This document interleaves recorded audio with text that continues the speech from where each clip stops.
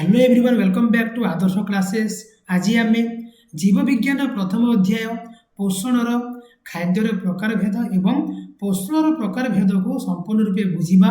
Video को शेष पर्यटन देखूँ। चैनल को सब्सक्राइब कर सब्सक्राइब कर पाखरी बेल आइकन को क्लिक कर दिंतु। तेज चलतु आज आम पोषण पाठर खाद्यर प्रकार भेद एवं पोषणर प्रकार भेद को संपूर्ण रूपे बुझा। तो प्रथम देखा ये दुईटी टपिक आम कौन कौन सब पढ़ा। प्रथम देखा खाद्यर प्रकार भेद। खाद्यर प्रकार भेद आम कौन कौन पढ़ा ना खाद्यर प्रकार भेद पढ़ा श्वेत सार, पुष्टि सार, स्नेह सार, धातु सार, विटामिन और जल। एतिक आम खाद्यर प्रकार भेद पढ़ा। ठीक सेमती पोषणर प्रकार भेद आम कौन पढ़ा ना पोषणर प्रकार भेद आम पढ़ा सहजीवी पोषण, परजीवी पोषण, स्वभोजी, परभोजी। तो ये सब आम यही पोषण प्रकार भेद पढ़ा। ठीक अच्छे तेज चलतु वीडियो को स्टार्ट करवा।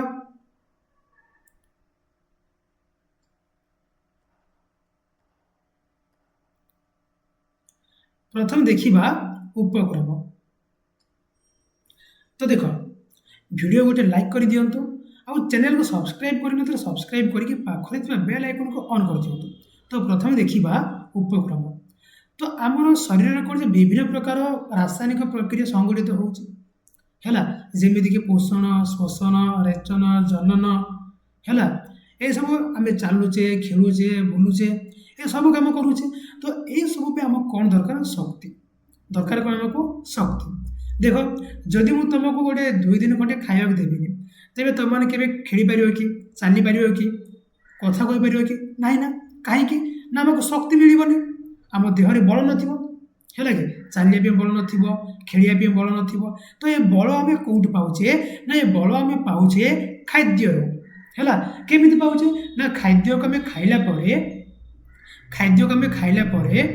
सी कौन जे ना खाद्य जाकि पाकस्थल पहुँचते पाकस्थल से सरलृत हो कौन से क्षुद्रांत क्षुद्रांतर बृहदंत एमती से कौन जे लास्ट को जी आम खाद्य पदार्थ हजम हो न सी आमर मल आकार निर्गत होता है। तो ये पाकस्थल क्षुद्रांत बृहदंत्र जीवा भितर से खाद्य कौन सरलृत हो कौन आमर शक्ति निर्गत हो जाते है। ये शक्ति कौन आमर ना विभिन्न कार्य करिबारे हमको साहाय्य करते है। आउ कौन करते ना कोष तथा टिश्यू गठन करते। आमको जदि खंडिया खाबर होदि आम कि माड हो तेज आम देहर कौन आमर जो कोष आम नष्ट हो जाए है कि आमर कोष कौन संपूर्ण टिश्यू नष्ट हो जाए। तो से टिश्यू को से कोष को पुणी थोड़ी गठन कर साहाय्य करते है। शरीर वृद्धि होते आम छोट रू बड़ होता केमी खाद्य खाई। आउ कौन जदि किसी आम क्षय हो जाए तेज से क्षय पूर्ण कौन होते खाद्य खाଇବା द्वारा। ठीक अच्छे शक्ति आहरण आ उपादान संग्रह पोषण जरिया होते। ये शक्ति आहरण आ उपादान संग्रह केमी होते ना पोषण जरिया होते। मुझे बुझेली केमी आम खाद्य खाऊे खाद्य परिपाक क्रिया होची परिपाक क्रिया हो सारापर से कौन शक्ति निर्गत हो जी खाद्य पदार्थ आमको आवश्यक नहीं से जगह कौन आमर ना मल आकार निर्गत हो जाए। यही प्रक्रिया कौन कहुए टोटाल प्रक्रिया कौन कहुए ना पोषण प्रक्रिया कहुए है। जमीती आम खाद्य खाई खाद्य को सरलकृत करमती आमर सबुज उद्भिद कौन करते ना खाद्य खाई केमी ना सी कौन करे ना आलोक श्लेषण प्रक्रिया जरिया निजर खाद्य निजे प्रस्तुत करते है। केमी करते ना आलोक श्लेषण प्रक्रिया जरिया बुझा पड़ा। आउ से उद्भिद उपर आम कौन जे आम कौन प्राणी माने संपूर्ण प्राणी माने उद्भिद उपर कौन जे प्रत्यक्ष कि परोक्ष भाव में खाद्यपाई निर्भरशील। ये विषय में आगू पढ़ा। तापर आमर जीव शरीर कौन होते ना प्रत्येक अंग प्रत्यंग आमर सरल खाद्य जारण घटिके से शक्ति निर्गत हुए। आम जो खाद्य खाई से खाद्य कौन जे आमर सरलकृत हो कौन आमर ग्लूकोज बुझा पड़ा स्नेह सार जहाँ कि से कौन बाहर जाते है कि सरलकृत खाद्य बाहर थे से खाद्य कौटी पहुँचते ना आमर अंग प्रत्यंग पहुँचते से कौन जे सरलगत कार्य कौन होते ना शक्ति आमर निर्गत होते ହେଲା। ଆମ ଖାଦ୍ୟ ଖାଇଲା ପରେ ସେଥିରୁ କ'ଣ ସରଳୀକୃତ ଖାଦ୍ୟ ବାହାରିଥାଏ। ସେ ସରଳୀକୃତ ଖାଦ୍ୟରୁ ବା ସରଳ ଖାଦ୍ୟରୁ କ'ଣ ଯେ ଆମର ଶକ୍ତି ନିର୍ଗତ କେଉଁଠାରେ ହେଇଥାଏ ନା ବିଭିନ୍ନ ଅଙ୍ଗ ପ୍ରତ୍ୟଙ୍ଗର କୋଷମାନଙ୍କ ପାଖରୁ କ'ଣ ଯେ ଶକ୍ତି ନିର୍ଗତ ହେଇଥାଏ। ହେଲା। ତ ଏହି ଶକ୍ତି ମୋଚନ ପ୍ରକ୍ରିୟା ଗୋଟେ କ'ଣ ଗୋଟେ ଧ୍ୱଂସାତ୍ମକ ପ୍ରକ୍ରିୟା। ଏହାକୁ କ'ଣ କୁହାଯାଏ ନା ଅପଚୟ ବୋଲି କୁହାଯାଏ। କ'ଣ କୁହାଯାଏ? ଅପଚୟ। ହେଲା। ସରଳ ଖାଦ୍ୟ ଜାରଣ ଘଟିକି ଶକ୍ତି ନିର୍ଗତ ହେବା ପ୍ରକ୍ରିୟା କ'ଣ କୁହାଯାଏ? ଅପଚୟ। ସେମିତି ଆମ ଶରୀର ଗଠନ ପାଇଁ ଯେତିକି ଉପାଦାନ ଆବଶ୍ୟକ, ଆମର ଶରୀର ଗଠନ ପାଇଁ ଯେତିକି ଉପାଦାନ ଆମର ଆବଶ୍ୟକ, ସେ ଉପାଦାନକୁ ସୃଷ୍ଟି କରିବା ଗୋଟେ କ'ଣ ଯେ ଗଠନମୂଳକ ପ୍ରକ୍ରିୟା। ହେଲା। ସେ ଉପାଦାନ ସୃଷ୍ଟି ହେବା ଗୋଟେ କ'ଣ ନା ଗଠନମୂଳକ ପ୍ରକ୍ରିୟା। ଏହାକୁ କ'ଣ କୁହାଯାଏ? ଏହାକୁ ଚୟ କୁହାଯାଏ। କ'ଣ କୁହାଯାଏ? ଚୟ। এই ଚୟ ଅପଚୟ ମିଶିଗଲେ କ'ଣ ହେଇଯାଉଛି ନା ଚୟାପଚୟ ହେଇଯାଉଛି। ହେଲା। ଚୟାପଚୟ ମିଶିଗଲେ କ'ଣ ହେଇଯାଉଛି ନା ଚୟାପଚୟ ହେଇଯାଉଛି। ଠିକ ଅଛି। ଏବେ ଯିବା ଆମେ ଖାଦ୍ୟର ପ୍ରକାର ଭେଦକୁ। ଆମର ଖାଦ୍ୟକୁ କ'ଣ କରାଯାଇଛି? 6 ଭାଗରେ ବିଭକ୍ତ କରାଯାଇଛି। କ'ଣ କ'ଣ? ଶ୍ୱେତସାର, ପୁଷ୍ଟିସାର, ସ୍ନେହସାର, ଧାତୁସାର ଆଉ ଜୀବସାର, ଜଳ। ଏମିତି କ'ଣ ଆମର ଖାଦ୍ୟକୁ 6 ଭାଗରେ ବିଭକ୍ତ କରାଯାଇଛି। ହେଲା। ତ ପ୍ରଥମେ ଯିବା ଆମେ ଶ୍ୱେତସାର, ଗୋଟି ଗୋଟି କରି ପଢ଼ିବା। ପ୍ରଥମେ ଯିବା ଶ୍ୱେତସାରକୁ। ଶ୍ୱେତସାର ଦେଖ, ଶ୍ୱେତସାର କେଉଁ କେଉଁ ଖାଦ୍ୟରେ ଥାଏ? ଆମର ମୁଖ୍ୟତଃ ଆମେ ଯାହା ଖାଇଥାଉ, ରୁଟି, ଭାତ, ଆଳୁ, ଚିନି, ଗୁଡ଼, ମାନେ ଯେତେକ ମିଠା ଜାତୀୟ ପଦାର୍ଥ ଅଛି ସେଥିରୁ ଆମେ କ'ଣ ଶ୍ୱେତସାର ପାଇଥାଉ। ହେଲା। ତ ଆମେ ଯେଉଁ ଖାଦ୍ୟ ଖାଇଥାଉ ସେ ଖାଦ୍ୟର ପ୍ରଧାନ ଶ୍ୱେତସାର କୋଉଟା କୋଉଟାରେ ନା ଶର୍କରା ଆଉ ମଣ୍ଡଦ। ଶର୍କରା ଆଉ ମଣ୍ଡଦ କ'ଣ ଯେ ଆମେ ଖାଉଥିବା ଖାଦ୍ୟରେ ଗୋଟିଏ ପ୍ରଧାନ ଶ୍ୱେତସାର। ଠିକ ଅଛି। ଆମର ଆଳୁ, ଭାତ, ରୁଟିରେ କ'ଣ ମିଳିଥାଏ ନା ମଣ୍ଡଦ ମିଳିଥାଏ। ସେମିତି ଚିନି, ଗୁଡ଼ ଇତ୍ୟାଦିରେ କ'ଣ ମିଳିଥାଏ ନା ସୁକ୍ରୋଜ ମିଳିଥାଏ। ସୁକ୍ରୋଜର ସଂକେତ ମନେ ରଖିଦିଅ। ସେମିତି ବିଭିନ୍ନ ଫଳରସ, ପନିପରିବାରେ କ'ଣ ମିଳିଥାଏ ନା ଗ୍ଲୁକୋଜ ମିଳିଥାଏ। ଗ୍ଲୁକୋଜର ସଂକେତ ମଧ୍ୟ ମନେ ରଖିଦିଅ। ହେଲା। ଆଉ ଗ୍ଲୁକୋଜ କ'ଣ ଯେ କାର୍ବନ, ଉଦ୍ଭିଜନ ଆଉ ଅମ୍ଳଜାନ, এই ତିନିଟା ମିଶିକି ଥାନ୍ତି। ବୁଝିପାରିଲ? କାର୍ବନ, ଉଦ୍ଭିଜନ ଆଉ କ'ଣ ଅମ୍ଳଜାନ ମିଶିକି ଥାଏ। କେଉଁଠି? ଗ୍ଲୁକୋଜରେ।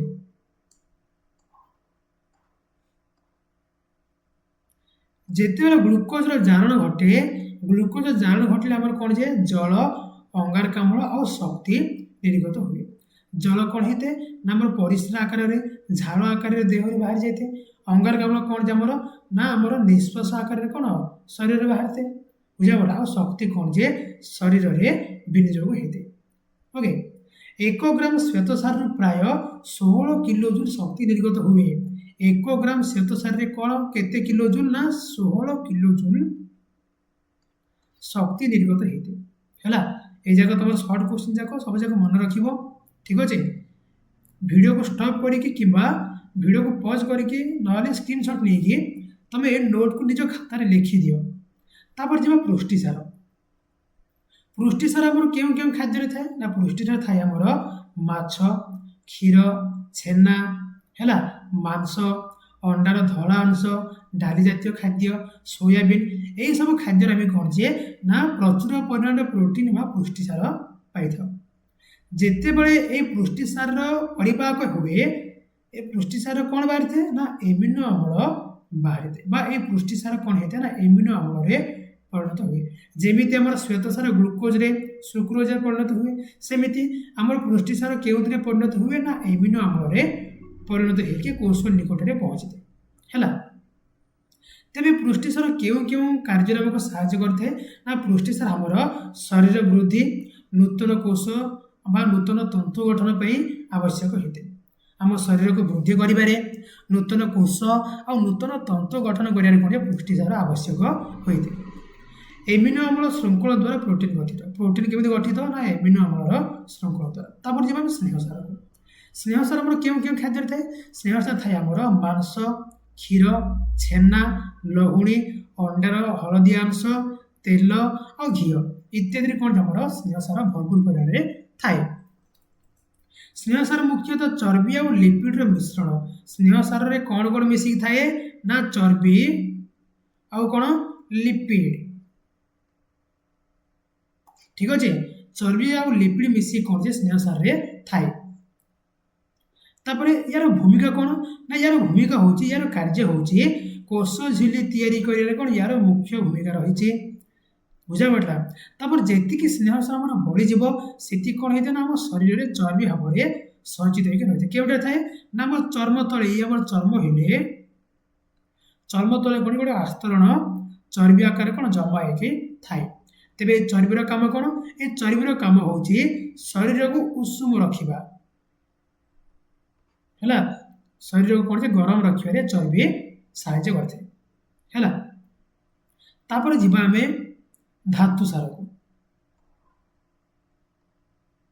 धातु सार जहाँ को मिनरल्स कहे ये मिनरल्स कौन होते मिनरल्स कौन कौन ना लौह calcium iodine phosphorus sodium potassium है आमर शरीर गठन प्रोटीन जी आवश्यक अच्छी से आवश्यक आमर मिनरल अच्छे धातु सार अच्छे है आमर दांत हाड़ गठन कैल्शियम फॉस्फोरस आवश्यक हिमोग्लोबिन गठन लौह आवश्यक आउ शरीर आयन संतुलन रक्षा करने लौह आवश्यक तुम क्वेश्चन पड़ो शरीर आयन संतुलन रक्षा किए करते ना धातु सार करते जदि पर्टिकुलर नाम नाम पचारे क्यों उपादान धातु सार क्यों उपादान क्यों आमर न्यूट्रिएंट आमर आयन संतुलन रक्षा कर साहय करते मैंने सी जो कौन लौह ठीक अच्छे तापर विटामिन आमर विटामिन केतटा अच्छी ना vitamin A B C D E आउ के ये अच्छी ना ये विटामिन कौन करते ना आम जो कोष कौन करे ना कोष में विभिन्न प्रकार रासायनिक प्रक्रिया संगठित होते है कि से रासायनिक प्रक्रिया संगठित होबारे विटामिन साहाय्य करते कोष को है कोष में कौन थे विभिन्न प्रकार रासायनिक प्रक्रिया संगठित होगापी साहाय्य किए करते ना विटामिन करते जल द्रवण विटामिन कोटा कोटा विटामिन बी और विटामिन सी जी कि साग आउ फल आदि आमको मिलता है साग पनीपरिया आउ फल कौन थे विटामिन बी सी मिलता है जहाँकि आम जल द्रवणीय सेमती चर्बी व तेल द्रवणीय विटामिन कोटा कोटा vitamin A vitamin D vitamin E और विटामिन के एम कौन जे चर्बी व तेल द्रवणीय तो ये जगह क्यों मिलते हैं ना ये जगह मिलते आमर प्राणीज चर्बी बा उद्भिदजात तेल मिलते ठीक अच्छे तापर जीवा में जल को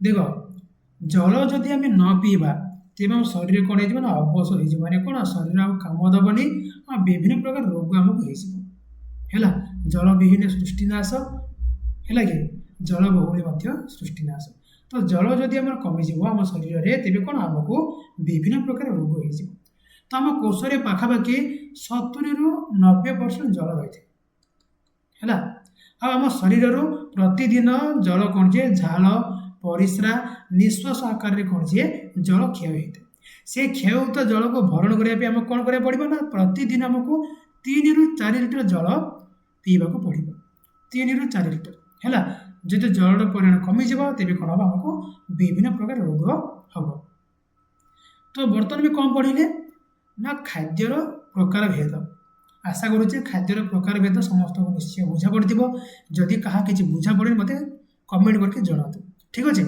एवं जी पोषण प्रकार भेद पोषण आमर 2 भाग कौन कौन गोटे हूँ स्वभोजी आ गोटे परभोजी बुझा पड़ा स्वभोजी माने कौन रे ना स्वभोजी माने हूँ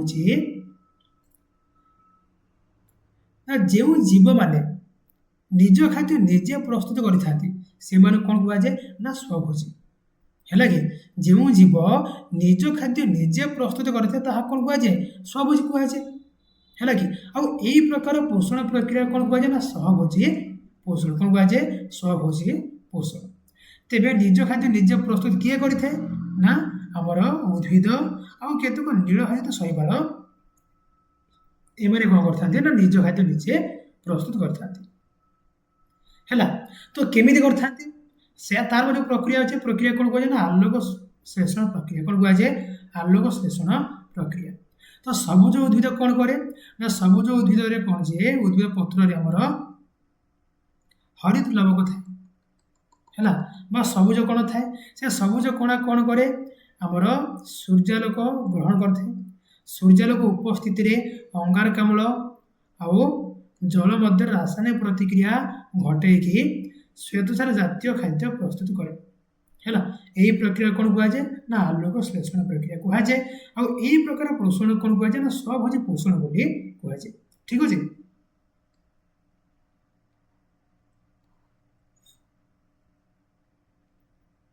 ତ ଦେଖ,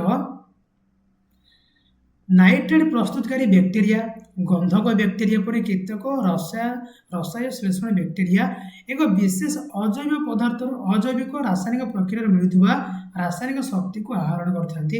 ହେଲା, ଏହା କ'ଣ କୁହାଯାଏ ନା ରସାୟନ ଶ୍ଲେଷଣ କୁହାଯାଏ।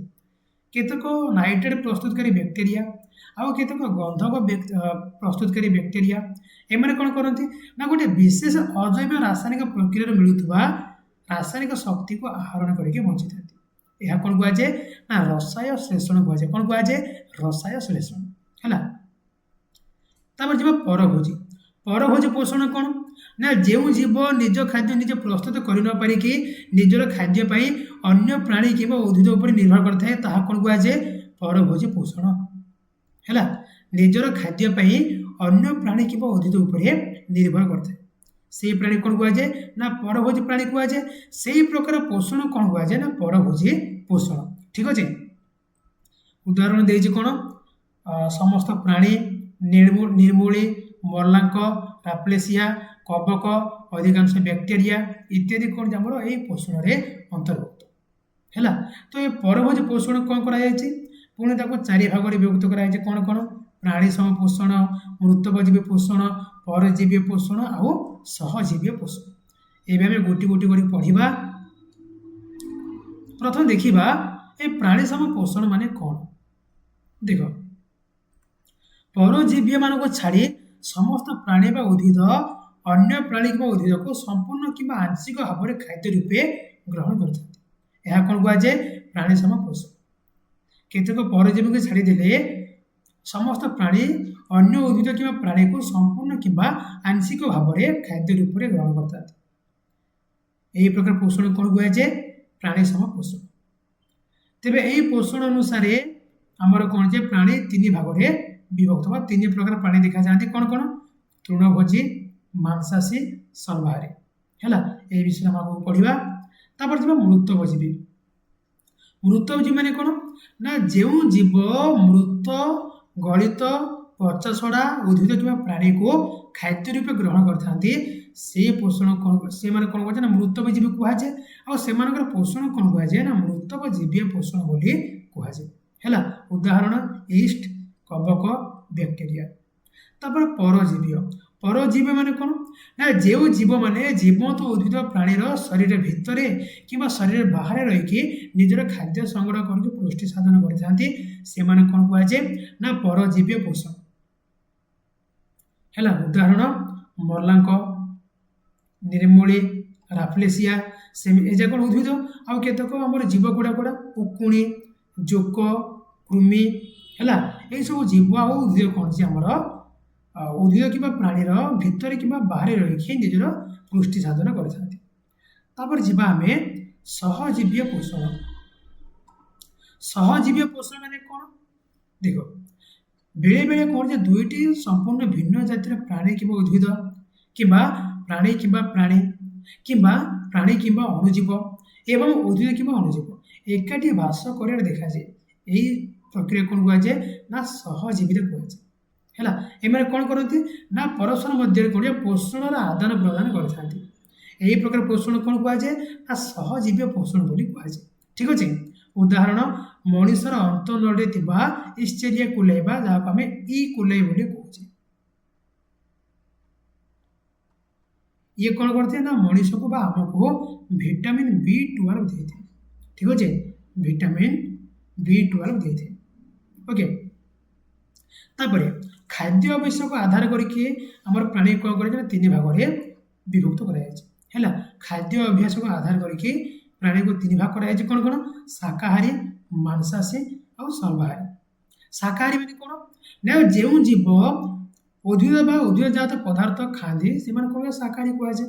ମାଂସାହାରୀ ଯେଉଁ ଜୀବମାନେ ଅନ୍ୟ ପ୍ରାଣୀ କିମ୍ବା ପ୍ରାଣୀଜାତ ଖାଦ୍ୟକୁ पदार्थ को खाती कौन कहे मांसाहारी कहुए। सर्वहारी मैंने कौन ना जी उभय जगह खाद्य खाई जी बाच विचार न करके जहाँ खाद्य उपयोगी खाई कौन कहुए ना सर्वहारी प्राणी बोली कहुए। ठीक अच्छे तेरे आज आम कौन कौन पढ़े आज आम पढ़ले खाद्यर प्रकार भेद एवं आमर पोषण प्रकार भेद है। खाद्यर प्रकार भेद कौन कौन पढ़ले आम पढ़ले श्वेतसार पुष्टिसार स्नेहसार धातुसार विटामिन जल सेमती पोषण प्रकार भेद कौन पढ़ले ना स्वभोजी पोषण परभोजी पोषण परभोजी पोषण पुणी आम चारि भाग प्राणी समूह मृतजीवी परजीवी सहजीवी। ठीक अच्छे तापर आमर शाकाहारी मांसाहारी सर्वहारी ये आज हम पढ़ले। नेक्स्ट क्लास में पढ़ा आलोक श्लेषण प्रक्रिया आलोक प्रक्रिया और अंधकार प्रक्रिया। आशा करुच्ची आज क्लास समस्त को बुझा पड़ो जहाँ को जो बुझा पड़े दयाकोरी कमेंट करके जनइबे। आज क्लास टी केमी लगे कमेंट करके जनइबे। जदि क्लास टी भल लगी तेज लाइक करके निजर सांग मान सेयार कर दिखाँ। आमती आम तुम सब जगह पाठर प्रश्न उत्तर आलोचना सह संपूर्ण डिस्कसन को वीडियो पाइबा चैनल को सब्सक्राइब करी पाखरे बेल आइकन को क्लिक कर दिखाँ। आज ये पुणी देखा नेक्स्ट क्लास रे। धन्यवाद।